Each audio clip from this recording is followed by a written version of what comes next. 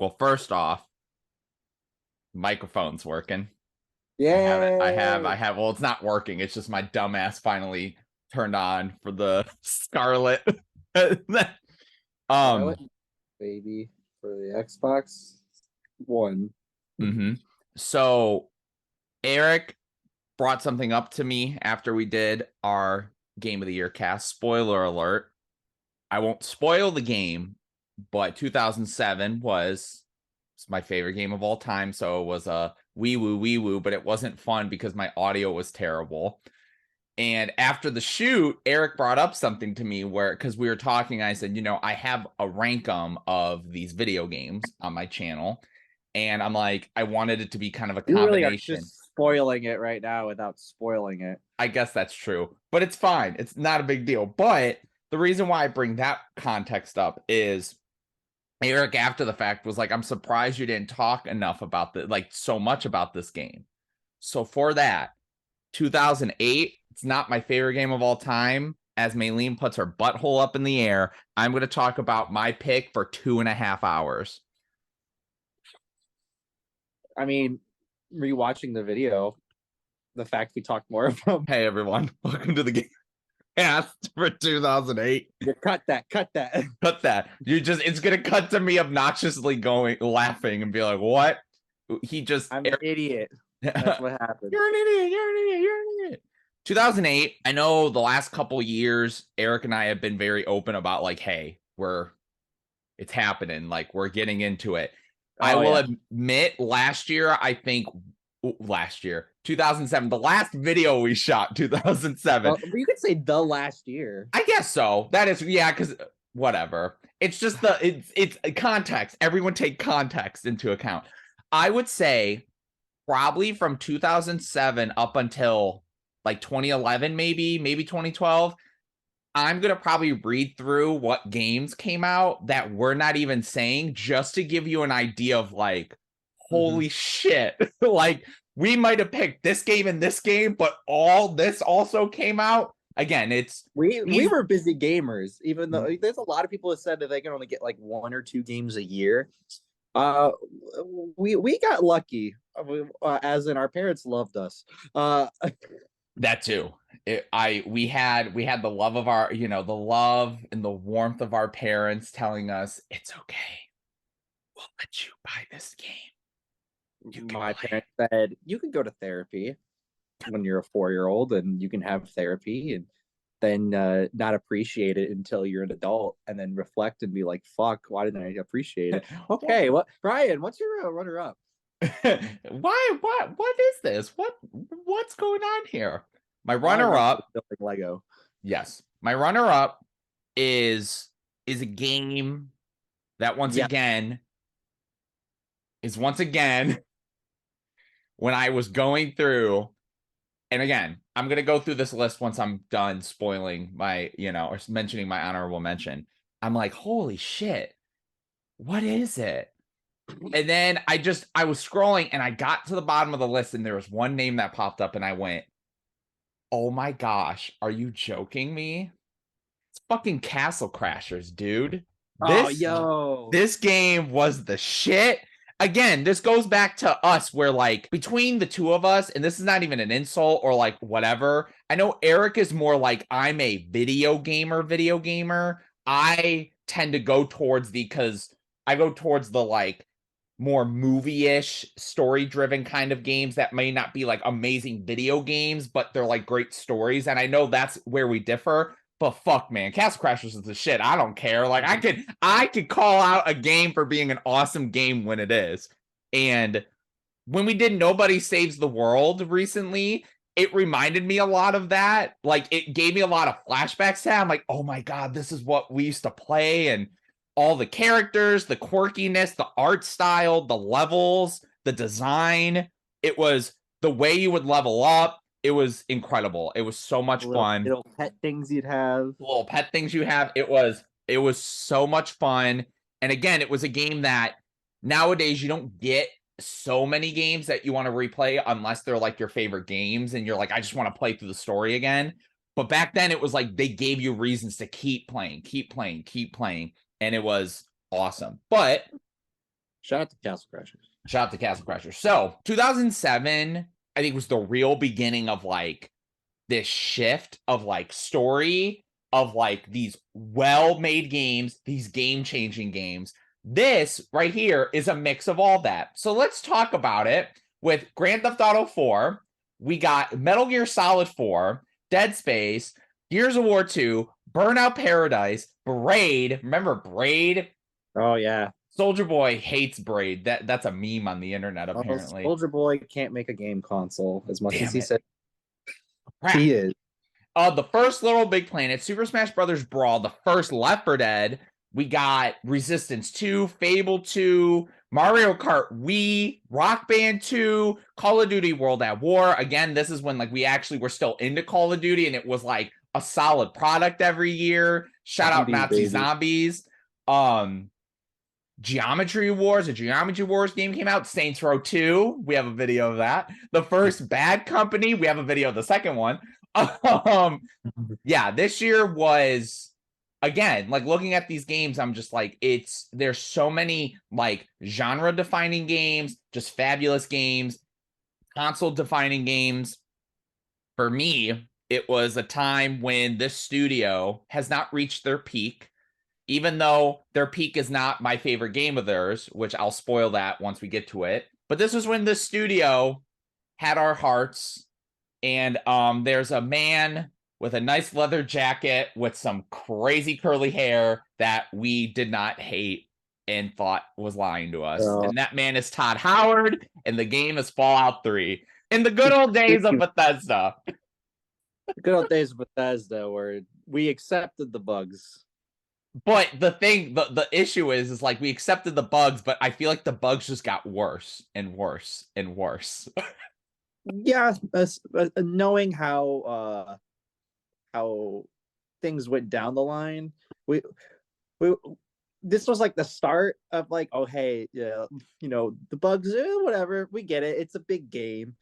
And then the New Vegas came out and we're like, oh, okay, we get it, it's fine. And then Skyrim came out and it's like, oh, okay. And then everything else afterwards were like as soon as Fallout 4 hit, we were like, fuck, what the fuck is with these bugs? Yeah, like for me, well, also that just goes to the fact that they've been using the same engine for like the past 25 years and they don't want to move on. But yeah, so Skyrim was the game I was alluding to where I think that was when they hit their peak for everybody. And then I think from there it was like Fallout 4 was like, okay. And then nothing happened after that. I don't know if they came out with a game after that. Fallout 3. They bought a bunch of studios. Yeah, Fallout 3.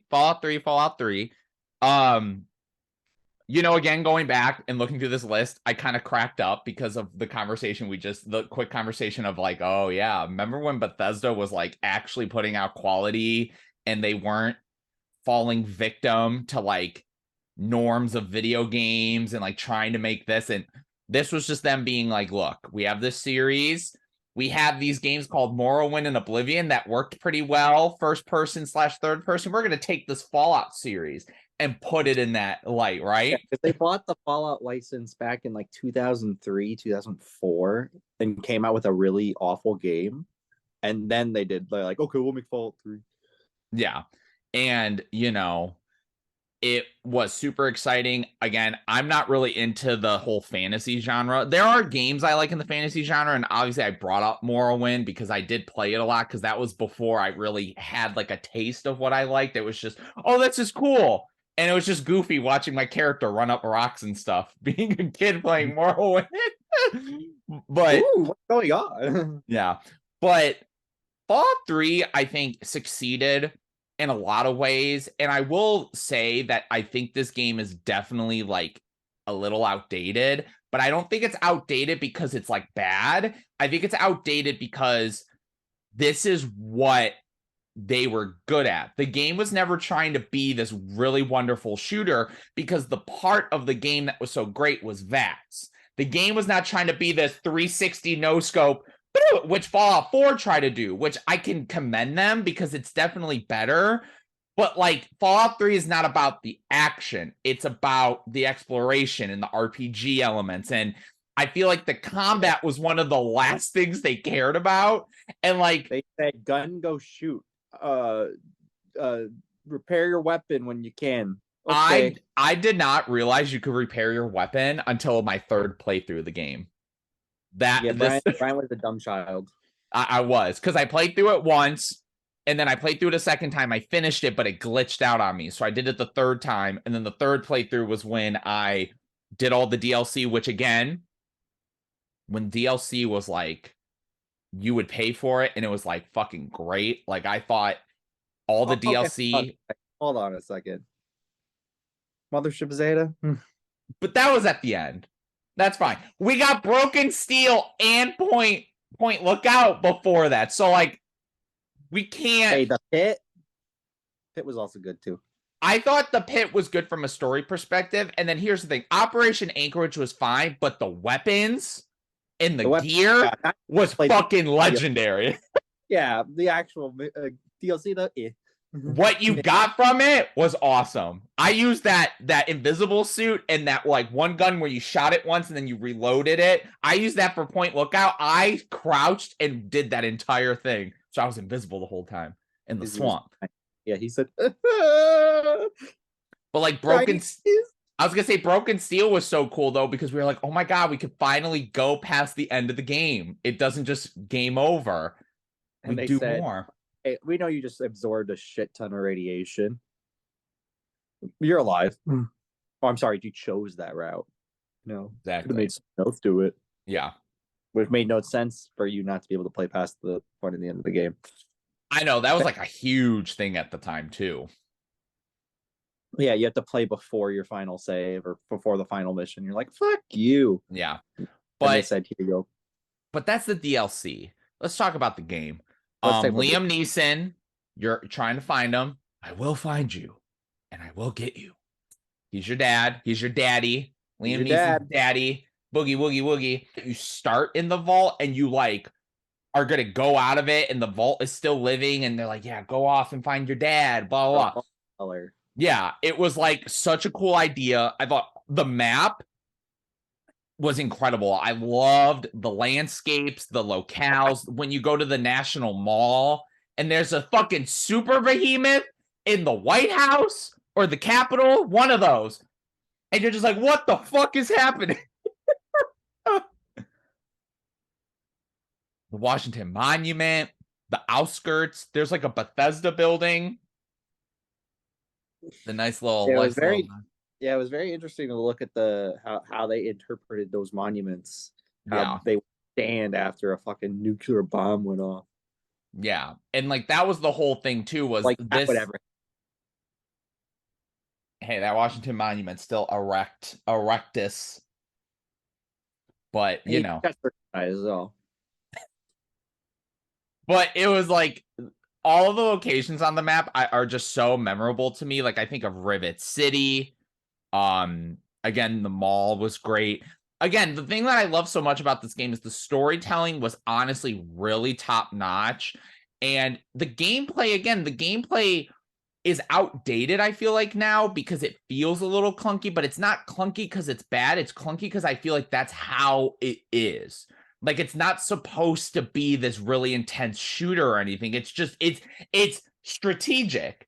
There's strategy involved. It's not about like it's because it took from what the Fallout 1 and 2 did, basing it on those RPG elements, because it was more of an RPG, and then just said let's just put it into first person. So the combat's just about the same between the two. Exactly.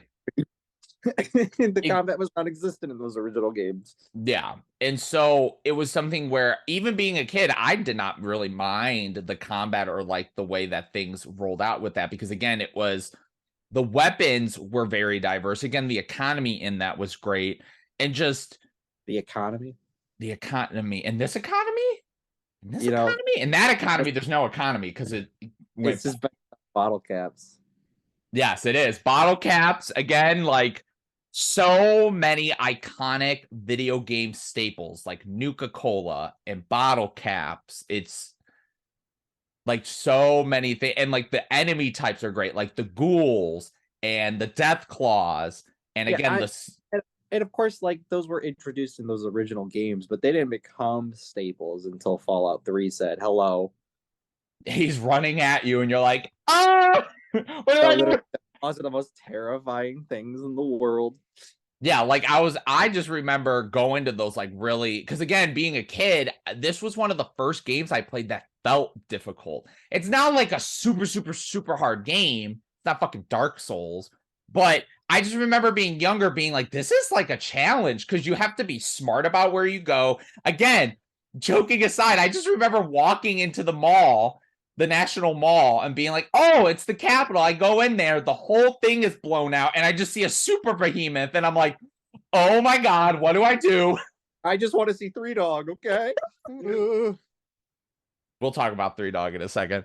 But there was an achievement if you found all the super behemoths. This was a big game for me to like look online and find all the cool little Easter eggs and like the things that you could do.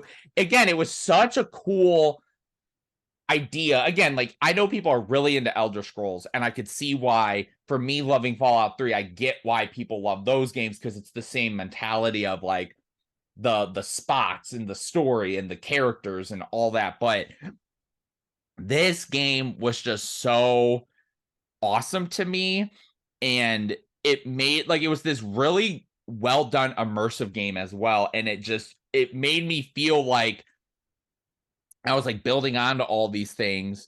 And again, being a younger kid and like hearing people I know of, like Liam Neeson or like the most iconic Mr. Hellboy, War Never Changes, hearing Ron Perlman, and you're just like, wow, they got like big names to be in this too. And it, there was a lot about this game. Like, it's definitely not this game that holds such a deep place in my heart, like the last game in 2007, or like even games like, I know you brought up with your 2005 game where it's not like this most revolutionary game changing game, but when I look back and I saw it, I just remember going, I know people make fun of Bethesda now, and I very understandingly so, like I get it, and I completely am like, yes, hammer down on them, but we're not going to revisionist history this shit. Like, we're not going to talk like they did not put out quality before. And again, like Erik said, like I remember this really was the beginning of like the bugs. I think were fine because it definitely was we got everything else, and then it just seemed like over time, like you said, it was more of an acceptance. I think Fallout 4, even though Fallout 4 was a mess, I still think at that point people were still like, Bethesda, ha ha ha. And then Fallout 76 came out, and we're all like, I'm scared. oh, and yeah, we're not gonna, because this is not about just shading Bethesda, because I want to honor them with this. And Three Dog would agree to that. Three Dog is one of the greatest, characters in video games at this time. Maybe not all time. I'm going big with that. At this time, just hearing him having, just walking around the wasteland, just blowing people's heads off, and you're just like, Three Dog, woo! And you're just like, hey, it's a vibe, man. Yeah, listen to the old classic fucking American songs. Yeah. And like the Pit Boy, that's a good thing, at least from this game. That's a legendary thing. I feel like I'm Yeah. doing a lot of You're always just like, huh? Stop time. real life. Pause. No, you're moving. Stop, stop, stop. Okay. Okay, let's go. Yeah, I really love this game. And it was probably one of the first games at the time that I played that was this deep in terms of the RPG stuff, and again, just the story and all that, because like we've discussed, we're at a time now where things are starting to become more complicated and bigger and grander. And again, looking at the games that came out this year, I'm like, you know what? Fallout 3 is still amazing, and I want to give Bethesda their like credit because this was my favorite game of the year, and I'm really excited for the show. Shout out to Christopher Nolan's brother, John. They fucked you over with Westworld, buddy, but it's okay. You're with Amazon now, so Oh Fallout 3 is great. I do remember having fond memories of Fallout 3. I mean, I go back to Fallout 3 from time to time because I have it on my computer. So, mods. Yeah. I will Yeah. say, you brought up the Mothership Zeta thing. Yeah, I was gonna say the Mothership Zeta thing you brought up is funny too, because that was just an Easter egg. And then they used that Easter egg and said, hey, we're gonna make a DLC. And just that's where you have to go. And it was bad. Yeah, it was goofy. See, that's when it was like, okay, this is kind of goofy and like, but you know what? It was goofy, but it was bad. Yeah. Remember the ending when you had to like blow up the ships and you had to like control the thing to shoot the lasers? Yeah, it was bad. They were like, well, we'll They just do said one more. our last one. We're lazy. Fuck it. Hey, you know that part in the game where there's a UFO? Let's do it off of that. Ugh. And then Wait. Fallout 4 said, we're sorry. Here's aliens. You can get the blaster right away. Yeah. So yeah, Fallout 3. I love post-apocalyptic stuff. I think, this was also at a time where it wasn't cool. Like, we were just getting into the whole post-apocalyptic. The world is over. So, like, I think Fallout 3 definitely was a precursor to that because then everything started to be about it. And just, again, like you were saying, the radiation stuff and the whole lore and the backstory of everything and how everything runs and going to the creepy parts like the sewers, all the ghouls are running at you and you're like, oh, dear Lord. Yeah. And then that Fallout.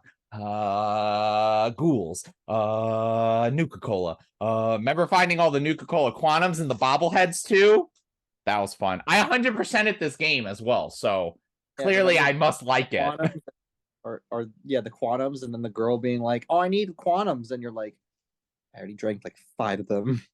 Bitch. I was gonna say it might be somewhere in here. Oh, here, hold on. This is something I can pull for the video. Hold on. I'm stuck on my head.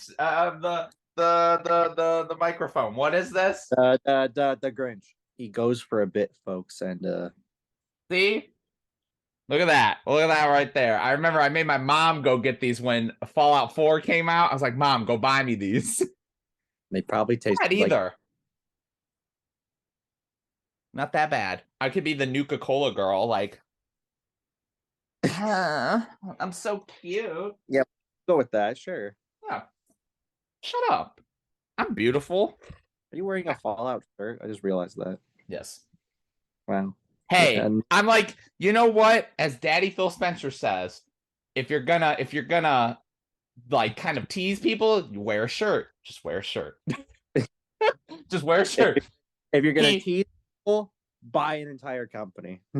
And if you're really gonna tease people, put away all your Activision Blizzard shirts now because none of that's happening come fake E3 time.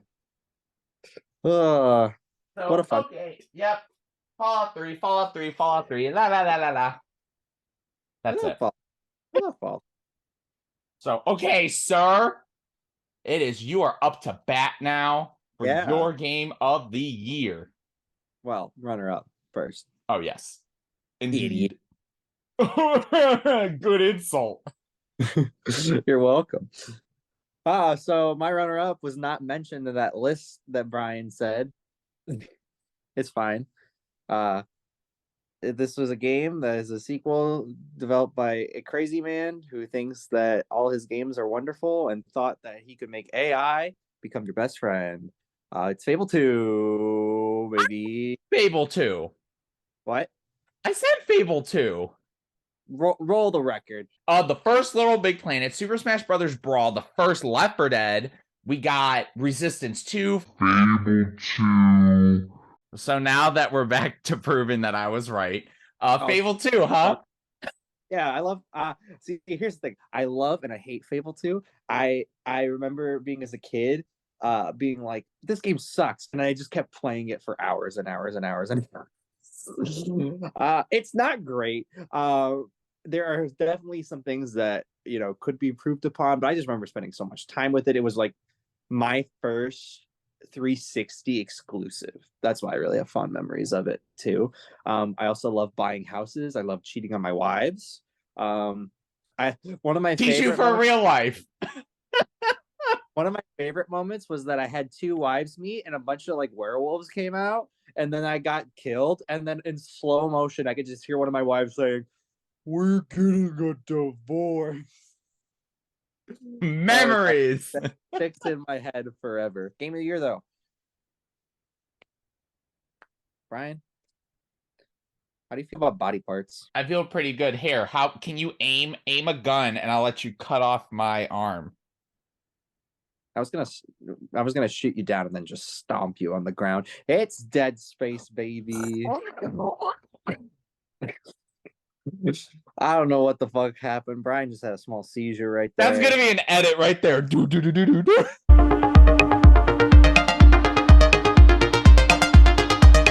Let's talk about 2008's Dead Space. Let's, because this is a good game of the year.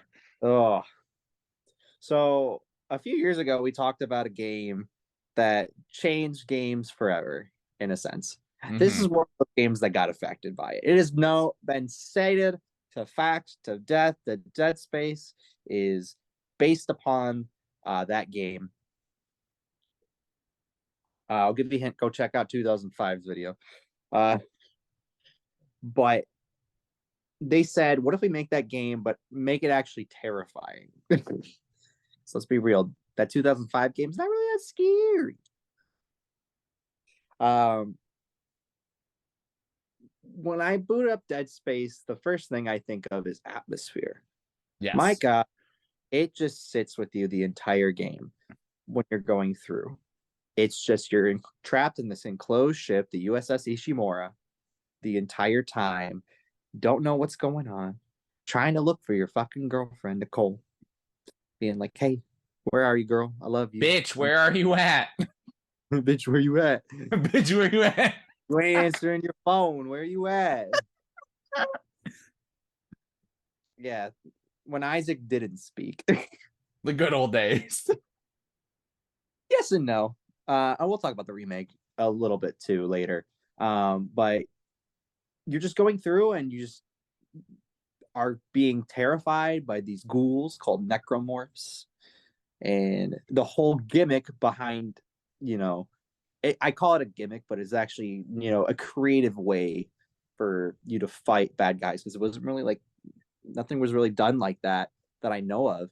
Was you can't just like cut off their head and that's it. No, you have to like kill off multiple limbs, and then like even then you might have to stomp them on the ground. They'll come crawling towards you. Yeah, we all remember that achievement, stomping for 500 limbs or whatever the fuck. God, that was fun. There's just so much about. Okay, bye, Maylene. There's just so much about the storytelling, how it's done subtly, because again, in the first iteration there wasn't talking much. Your whole plot was, okay, we need to get off this ship, we need to find out what happened to the crew and survive. That's I was it. gonna say, and I was gonna say, this kind of goes back to your game of the year last year. It's very similar, where it's basically you're kind of listening to people and you're getting guided along and stuff. Yeah, you just slap your hand down on the ground, your little pathway happens for you, and you love it. That's what and they bring up so many elements with it too that I love. I love that your inventory HUD and the shop are, pause factors. I love to make you immerse in that horror. You pull it up and you can still like you search through, but there could be a bad guy right behind you and you get hit and you're like, fuck. That's a good like Erik playing Dead Space. Oh, I got my menu. Blah blah blah. Brian in Fallout 3. Hold on. Yeah, Hold on. No, my game said fuck you. You gotta go. You simmer down for 2 seconds, you're fucked. You're fucked. I really like uncovering the story. The the 2008 game takes a bit to uncover the story, which I do like more than how the remake does, where the remake kind of throws in more of, you know, the cult aspects a little earlier on, and you know, giant fucking you know, I'm trying to remember what it's called on the top of my head. Like You try to obelisk? marker the markers. The Markers. markers. Okay. Markers. I was like, what the fuck is it called? Because it's not called like a tentacle thing, it's a marker. Mm-hmm. Don't ask me what the cult's name is again. That's forgettable. But the marker, you know, making people crazy and saying, "Hey, let's start turning people into fucking monster creatures and things like that." I love there, and of course, all the rooms are like slightly different. We all love the hospital wing, of course. Hospital wings in horror games normally are some of the best areas in any horror game, and this game proceeds to make that the case. We love the sections where you go on the outside of the ship and you have the anti-gravity sections. We love our best friend Stasis. Yes.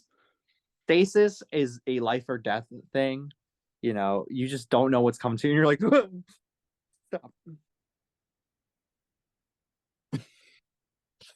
There's some good That's monster closets in this. I'm like, Yeah. damn, I'm like this. That's how I imagine. If the Connect was a thing by then, they'd be like, use your hand to use stasis. That was a thing in Dead Space 3. It was. There's some good monster closets in this game too. I know where like it's the whole. There's not a lot because I feel like this game is very good about you just kind of get into a room and then you have to survive. Where there's times where you go into a room, you're like all the doors shut on me. What the fuck? Oh god. Oh. Go, bring, you're like, there's rooms where you have to like take out the power because you need the battery, and so The like mini games. all the lights shut off, and you're like, okay, and then you're like, fuck. Telekinesis is always fun. We love it when you rip a limb off of someone, then you take the limb and you fire it back at them, and it kills them. Yeah. You aim it for that most times. There are a lot of fun mini games. We always love finding Peng. Mm-hmm. Upgrading. One of the best armor sets in a video game. I love the way it gets cooler as the game goes on. Yeah. You just go in the thing and you go, and it, like, I feel like they're slicing you open. I'm like, Jesus. Well, the second game, there's something very gnarly that happens in the second game. We love the second game too. I love all the different creature designs.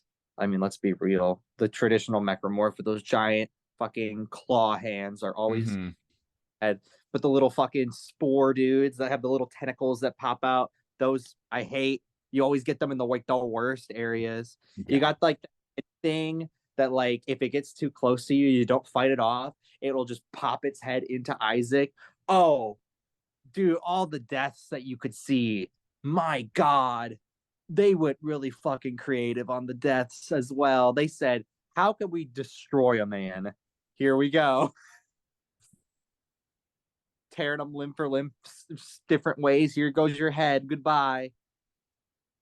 Like the stupid ways you could die too if you don't slow something down in stasis fast enough. It crushes you. You would just see your limbs explode, and you're like, okay.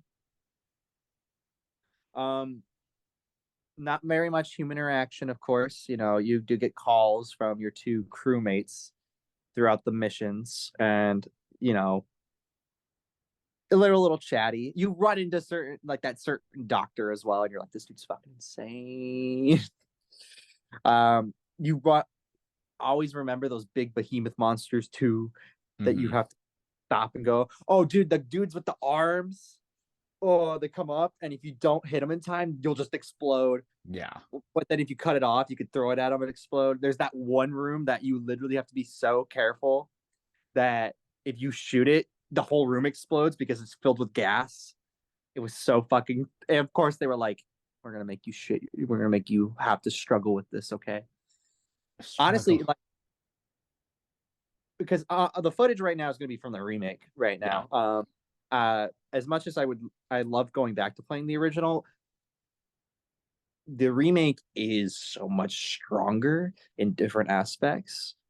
Brian hasn't played it yet. I've beaten it already. This playthrough you're seeing right now, or the footage, is going through my hard difficulty. So, if I die stupidly, I die stupidly. But I'm also trying to define little side objectives. But I just forgot how terrifying it was. And I mean, to be fair, the remake does improve upon it, where you don't just are not in a linear sense. You are able to go back to different areas of the ship. You have upgrades to unlocking different rooms. You you also have side quests, which I find interesting. There's like 2 side quests in the game, but it's an interesting side quest. One's about Nicole, so you get a little bit more info on Nicole, which is nice. We all have to learn about our girl. There's technically a 3rd side quest for beating the game when you replay it, because remake has a different ending for getting a side objective done, which I find actually really creative. Oh, dude, that fucking ending too. Not the final boss. The final boss is okay, this is what last year's game. This is one of those games where a final boss didn't really need to exist. But this definitely works more as a game than last year did. Where Yeah, from what, because it's something you would expect from it. Yeah. Whereas the game was okay, this is just tacked on. Yeah. We always remember that ending. We always remember, oh hey, or remember being oh, did we all read the title out correctly? I won't say what the titles of each chapter are, but that was a clever thing. They really said, we're gonna test with the players, sanity as well, which improved upon in Dead Space 2. Especially since didn't really know what was going on in the first Dead Space, which was great. And again, with which I think is a little lacking for the remake, is that a little bit too much. It feels like, but that only sidesteps the original from the remake in a sense. Going back to the original though, we do love a good all the weapons, of course, are fucking fantastic. Of course, you get your plasma cutter. We all started our first playthrough using a plasma cutter only playthrough. Let's be real. Oh yeah, though that's a fun playthrough. That's great. But then all the other weapons are great too. You got the ripsaw one. You got the traditional pulse rifle. You got the they got the grenade launcher type. There's so many different fun combinations. For a game, I was gonna say, I'm glad you brought that up. For a game that really is so linear, they literally give you so much of a variety, which is honestly, for a game that's so linear, sometimes you play linear games and they're very linear and they're this is what you want to do, this is how you do it. That's fine, because if you do it well, you do it well. This game said it's linear, but literally, here's all you can do. You can, like you said, throw fucking arms at people, slow down, do this, use one gun, upgrade those, use that. It gives you so much variety, and I think that makes the playthrough so much more exciting too.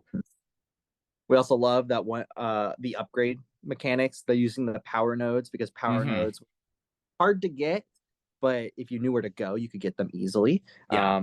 Because you can buy them for money, but you need to be careful with your money, because money wasn't easy to come by either. That's what I love about a good horror game. Your resources are scarce. You try to figure it out. There were times where you're just I'm out of fucking ammo. I don't know what to do. So you just have to do your and then stomp on the ground and hope for the best. Yeah. Or use telekinesis to hopefully, help out with that. And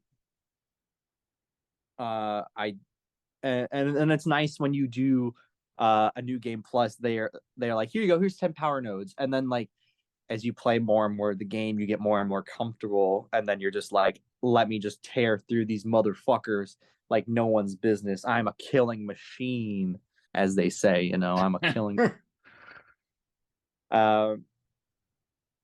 We just love Dead Space. I'm a little bit rambly on it right now, but it's so strong, and it was strong by itself. It didn't need to have a sequel. Of course, it was owned by EA, so it got a sequel.